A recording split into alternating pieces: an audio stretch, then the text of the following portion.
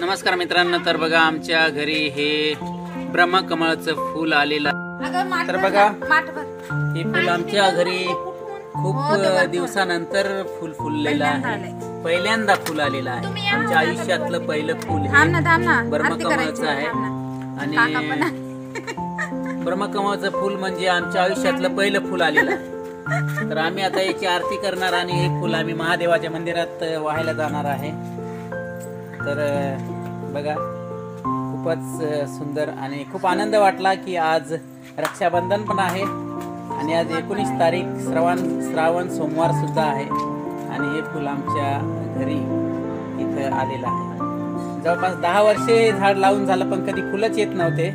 कधी गायी खाऊन जायच्या, कधी झाड कमी व्हायचं. परंतु आता खूप सुंदर फुल आलेलं आहे. खूप आनंद झालेला आहे.